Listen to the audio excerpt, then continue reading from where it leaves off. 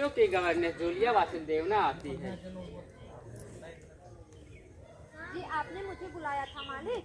जी हाँ, मैंने ही बुलाया है। खड़ी मत रहो जूलिया, बैठ जाओ पहले। शुक्रिया। हाँ तो जूलिया, मैं तुम्हारी तनख्वाह का हिसाब करना चाहता था। मुझे लगता है कि तुम्हें पैसों की बहुत ज़्यादा ज़रूरत होगी, और जहाँ तक मैं तुम्हें जानता हूँ ना, तो मुझे लगता है कि तुम कभी खुद से मुझसे पैसे मांगोगी नहीं। तो मैंने सोचा कि खुद ही तुम्हें बुला के तुम्हें तुम्हारा तनख्वाह दे देता हूँ। हाँ तो जूलिया, तुम्हारी तनख्वाह 30 रूबल महीने तय हुई थी ना? जी नहीं मालिक, 40 रूबल। देखो भाई, मैं कुछ गलत कहता नहीं। इसमें देखो, मैंने डायरी में हर चीज नोट करके रखा हूँ। इसमें लिखा है आपकी तनख्वाह 30 रूबल महीने तय हुई थी। हाँ तो तुम्हें काम करते हुए 2 महीने पूरे हो गए हैं। जी नहीं मालिक, 2 महीने 30 दिन। क्या भाई, मैं गलत कह रहा हूँ? ठीक ठीक 2 महीने हुए हैं। देखो, मैं डायरी में हर चीज नोट करके रखता हूँ। देखो, इसमें लिखा है 2 महीने पूरे हो गए हैं। तो हाँ, तुम्हारे 2 महीने के बनते हैं कितने? 20 दूनी 60 रूबल। कितने बनते हैं? 60 रूबल बनते हैं। लेकिन 60 रूबल तो तब बनते हैं जब तुमने एक भी दिन छुट्टी ना ली हो। लेकिन तुमने तो इतवार को कोई काम ही नहीं किया। उस दिन सिर्फ कोल्या को घुमाने ले गई। और ये तो तुम भी मानोगी कि बच्चों को घुमाना कोई काम नहीं होता है। तो 2 महीने में कितने इतवार पड़े? कुल मिला के 9 इतवार पड़े। और इसके अलावा भी तुमने 3 छुट्टी और ली। तुमने 3 छुट्टी और ली। मैं ठीक कह रहा हूँ ना? जी हाँ। हाँ तो तुम्हारे हो गए 9 3 12 रूबल हो गए। यानी 12 दिन तुमने छुट्टी की है, तो उसके 12 रूबल कट गए। और हाँ, याद आया, तुमने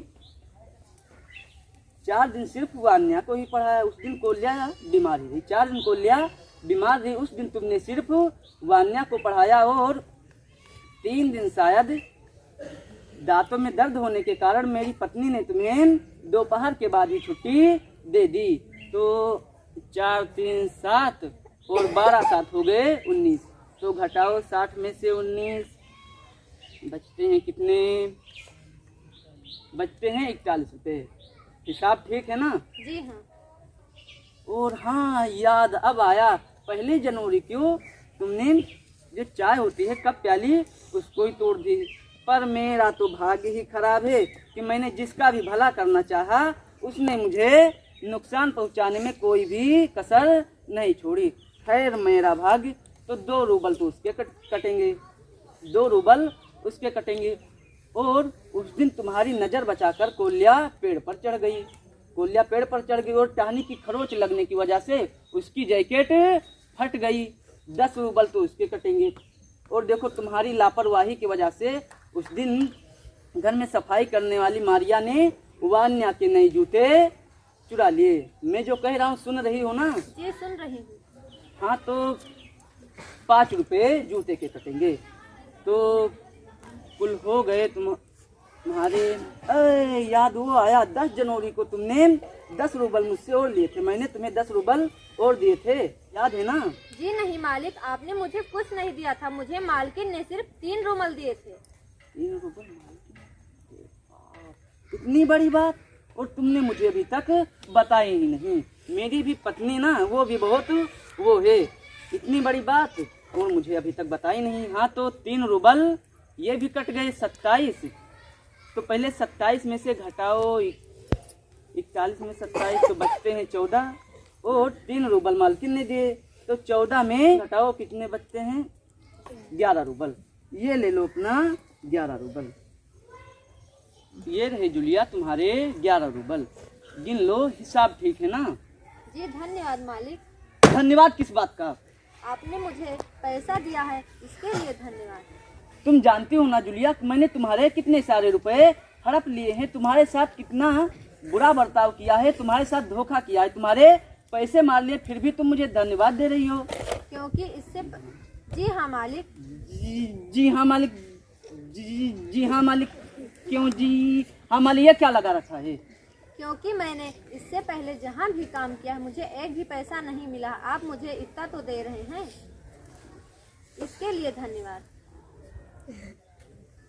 तुम मुझे फिर भी धन्यवाद दे रही हो। जूलिया, तुमने जहाँ जहाँ तक काम किए किसी ने एक भी पैसे नहीं दिए, लेकिन यह जानकर मुझे थोड़ा भी आश्चर्य नहीं हो रहा है।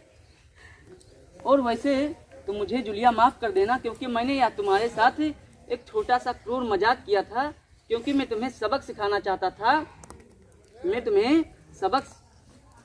चाहता था। देखो जूलिया, मैं तुम्हारा एक भी पैसा नहीं मारूंगा। ये रहे तुम्हारे 80 रूबल, मैं तुम्हें अभी इसे दे देता हूँ।